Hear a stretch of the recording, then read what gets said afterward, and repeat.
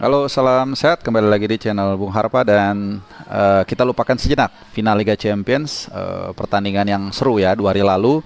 Kali ini gua akan bahas dari update terbaru, informasi-informasi terkait bursa transfer, kemudian juga ya apapun itu roundup dari sepak bola Eropa ya dalam 24 jam terakhir. Gua akan mulai. Jadi video gua kali ini mungkin gak akan terlalu panjang, mungkin sekitar 10 menit ya. Yang penting gua akan coba selalu rutin supaya lu nggak ketinggalan video dari gua ya. Dan dari setiap informasi yang gua sertakan nanti gua akan coba juga tambahkan standing point gua lah gitu ya. Oke, kita mulai dari yang pertama, itu promosi dari Liga Inggris ya. Satu tempat Liga Premier musim depan diisi oleh Nottingham Forest. Jadi mereka promosi setelah mengalahkan Huddersfield ya di final dengan skor 1-0. Dan ini uniknya golnya ini bunuh diri ya,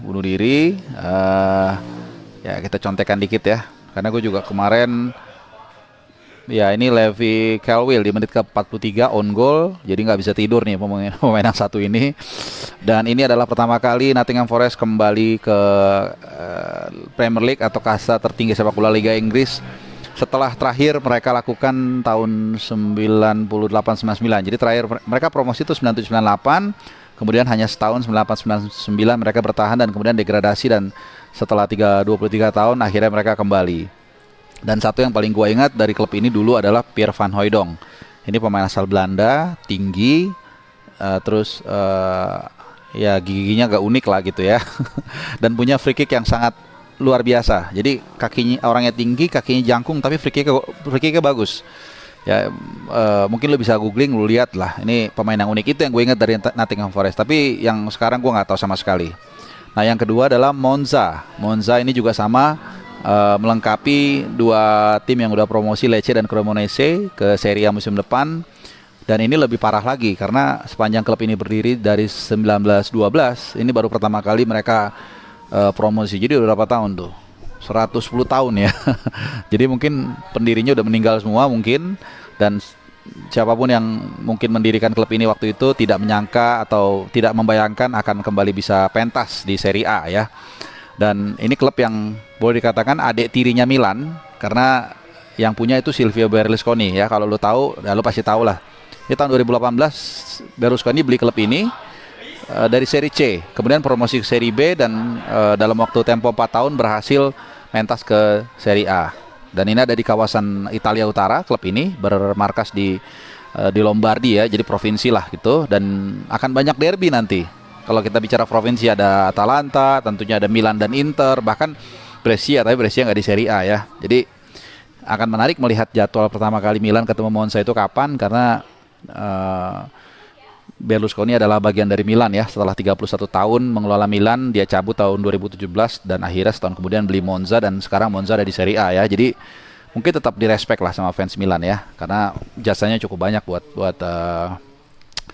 buat Milan, dan juga mantan Perdana Menteri Italia ya, kalau nggak salah 2-3 kali gitu ya, sempat jadi Perdana Menteri, berhenti jadi Perdana Menteri lagi. Nah itu jadi dua klub melengkapi promosi Serie A dan juga Liga Inggris ya. Terus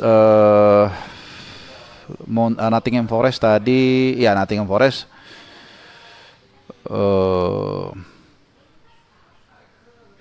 ya itu. Oke, kita berlanjut ke bursa transfer. Jadi masih dari Liga Inggris. Ini Van Perisic yang masa kontraknya habis bulan depan ya. Biasanya kan kalau kontrak pemain itu tanggal 30 Juni.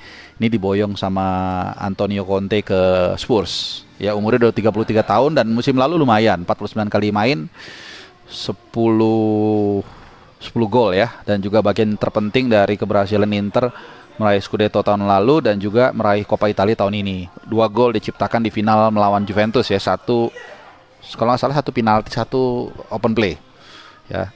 Dan selalu kalau Conte udah minta pemain itu berarti bakal fit in biasanya ya. Kita tahu di tengah musim Conte mendatangkan Bentancur dan Kulusevski dan langsung fit in dan menjadi bagian terpenting bagi mereka untuk finish di zona 4 besar ya. Terus kemudian kita kita, oh satu lagi Fraser Forster dari Southampton ini juga diboyong sama Conte ke Seven Sisters ya. Jadi memang melengkapi Hugo Lloris menjadi pelapis, dan dalam beberapa kali gue selalu mengatakan di era sekarang itu penjaga gawang perlu juga kompetisi, perlu juga backup kalau misalnya cedera atau kartu merah dan sebagainya. Beda dengan era-era dulu yang selalu penjaga gawang itu satu jago tapi backupnya jauh banget gapnya. Ya kalau lu ingat dulu si Michael dengan Van der Go, kemudian juga siapa lagi ya? Ya banyak lah, gue lupa. Mungkin Juventus dengan Peruzzi itu penjaga gawang keduanya, gue lupa siapa, jelek banget lah pokoknya.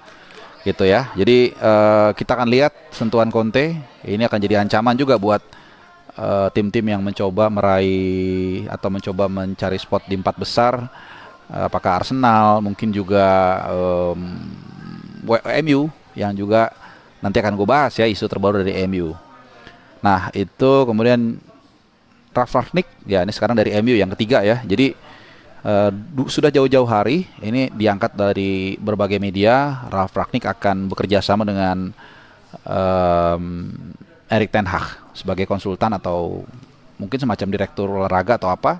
Tapi ternyata Ralf Rangnick tidak mau berbagi karena dia menangani tim nasional Austria, dan akhirnya dia katanya setelah ngobrol beberapa jam sama Erik ten Hag akhirnya memutuskan untuk konsentrasi di tim nasional Austria. Kalau gue bilang sih mungkin lebih kepada pemikiran strategis ya, karena Erik ten Hag ini tipikal Belanda, dan mungkin dia sudah paham keras karakternya, keras sejak awal pun. Pressconnya cukup beda dengan pressconnya Guardiola di Munchen kalau lu ingat, atau Klopp di Liverpool. Itu suasananya seperti honeymoon, lucu, groovy. Tapi kalau Erik ten Hag kelihatannya memang akan keras, akan tangan besi. Jadi mungkin Ralf Rangnick menghindari kemungkinan konflik yang dia pikirkan akan bisa terjadi ya, mungkin, dan mungkin juga untuk lebih fokus dengan tim nasional Austria ya. Terus masih dari MU setengah, dari Roma setengah. Nah ini di video gua terkait dengan keberhasilan Roma menjuarai Conference League, kalau lu ingat judulnya penuntasan 14 tahun puasa gelar ya. Di situ gue sempat singgung juga apa yang mungkin harus diperbaiki oleh AS Roma musim depan.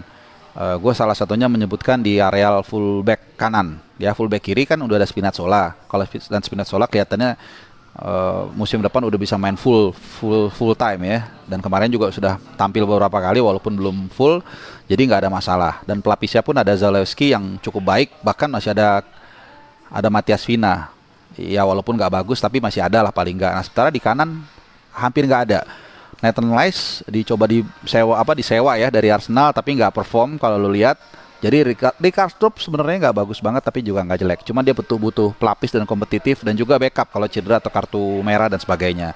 Sehingga kabarnya Mourinho mencoba menggoda dua bek kanan MU, Aaron Wan-Bissaka atau Diogo Dalot. Tapi kayaknya kalaupun terjadi salah satu pemain tersebut pindah, yang paling mungkin Diogo Dalot. Secara pertama sama-sama Portugal, ya pasti adalah koneksinya, dan kedua harganya masih di kisaran 15 juta pound kalau nggak salah ya. Jadi mungkin sekitar 200 sekian miliar. Jadi hadiah dari kemarin juara Conference League bisa untuk beli Diogo Dalot cukup ya, dan harus berhemat juga. Dan masih ada pembenahan di tempat lain seperti di gelandang pertahanan yang gue rasa walaupun Cristante baru dipanggil timnas ya, tapi tetap masih kurang satu menurut gua sih, gelandang pertahan sama mungkin striker. Jadi memang harus murah-murah, irit-irit dulu beli pemainnya. Kemudian apa lagi? Oh ya, tadi kembali lagi sedikit soal Spurs, gue lupa. Kan pensi kan free ya, gratis. Jadi ini yang gue bilang Spurs ini bakal bahaya. Kenapa? Karena Daniel Levy itu sudah ngasih anggaran sebenarnya 150 juta pound. Ini duit yang besar banget. Tapi sampai dengan detik ini setahu gue Conte belum jentuh sedikit pun. Karena Perisic tadi kan masih dibeli gratis ya. Jadi masih utuh harusnya pot duitnya. Dan ini yang gue bilang sih bakal gokil ya. Kita akan tunggu siapa lagi pemain lain yang akan dibeli yang bakal membuat Spurs menjadi lebih bertenaga ya. Terus mungkin itu dulu round up dari gua. Oh, sama satu lagi gua lupa, Sadio Mane. Nah, ini juga penting nih, last but not least, karena kalau banyak media-media yang mengangkat atau foto itu waktu parade juara Piala FA dan Piala Liga dan FA Cup di bus itu Sadio Mane kayak pikirannya bercabang gitu ya. Tapi memang seperti itu. Jadi yang lain happy, dia kayak seperti termenung. Jadi mungkin itu dia yang ada di pikiran dia, apakah dia tetap di Liverpool ataukah pindah yang kabarnya ke Munchen, ini kita nggak tahu. Ya ini menarik karena Sadio Mane bagian dari terpenting dari Liverpool ya, walaupun posisi dia sebenarnya sudah ada backupnya, Luis Diaz sama Diogo Jota ya. Teman, dari pengalaman yang gue lihat sih, kalau sudah pemain itu terlalu tinggi minta gaji, biasanya klub nggak akan menahan. Ya buktinya Coutinho dilepas. Kemudian juga ya Coutinho lah yang paling clear ya dilepas, dan akhirnya lihat sekarang di mana Coutinho. Tapi Mane mungkin beda ya, karena Mane sudah memberikan segalanya buat Liverpool. Jadi kalau dia pergi with the right price, I think it's fine. Ya, jadi oke, gua coba update terus informasi-informasi terbaru dari seluruh Eropa ya, sepak bola Eropa, dari Liga Inggris, Liga Spanyol, Liga Italia dan sebagainya. Dari Spanyol mungkin nggak banyak karena masih terutama Madrid yang baru berpesta, jadi mungkin mereka belum terlalu kesana pikirannya. Dari Barcelona juga belum ada berita terbaru yang sangat kuat ya, tapi mereka pasti sudah kasak kusuk. Oke, sekian dulu dari video dari gua akan update lagi secepatnya, kurang dari 24 jam ya. Thank you udah nonton, salam sehat.